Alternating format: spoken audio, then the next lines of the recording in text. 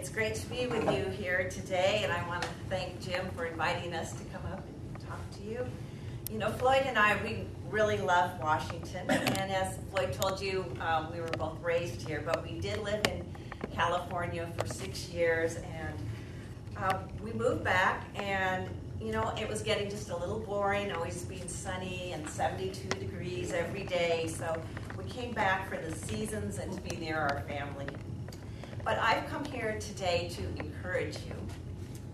And I wanted to share with you what I found on my research on Condoleezza Rice and life lessons I've learned from her. She is truly an amazing and inspiring person. And like many of you, I'm always looking for ideas from inspirational people that can help me in my own life. And how I started writing is might be a little different than most writers. My background is in nursing. I'm an RN, and that's what I graduated from from the University of Washington.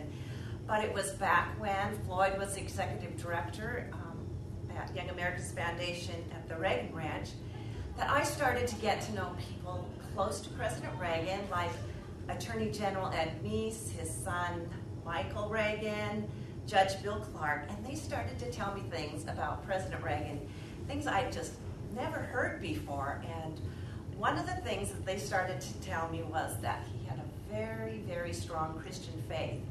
And I thought, you know, I haven't heard that before, and so I became curious and decided to look into it for myself. And I don't know about you, but I really admired President Reagan, really liked what I knew of him, and I was almost a little scared to dig a little deeper that I might find something that I didn't like.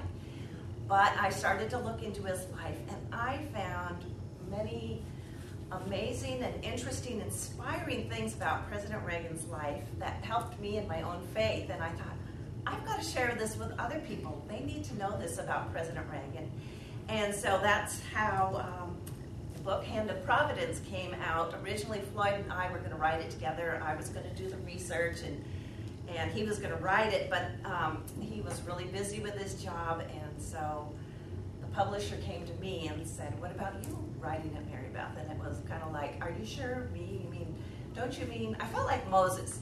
Don't you mean him or her? Are you sure me? But, you know, every time I read something about obedience, doing the book kept coming back into my mind. So finally I said, Lord, if you want me to write this book, you're going to have to help me because I know I can't do it on my own.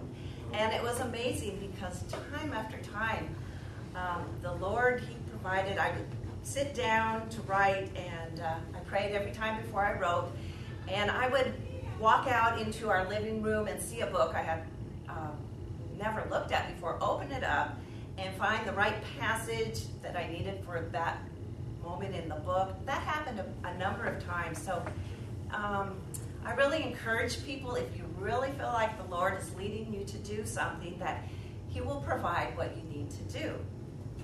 And so as I was saying, I wrote this because I found many inspirational things about President Reagan. And one of them is after the near assassination, the assassination attempt on his life, he came really close to dying that day. And most Americans don't know that, but the bullet came within less than half an inch of his heart that day. And President Reagan wrote about and spoke about that he really felt that the Lord had saved his life for a reason. And he believed that it was through divine providence that he lived. And so when he was healing at the White House, he was still in his bathrobe, and he was praying about it, you know, maybe, you know, why, Lord, did you save my life? And he came to the realization that it was to work on ending on the end of the Cold War. And so he sat down and wrote a handwritten letter to the Soviet leader at the time, Brezhnev, and started the process that eventually led to the Berlin Wall falling down. So he really felt that God saved his life for a reason, and that he was going to live the rest of his life serving Him.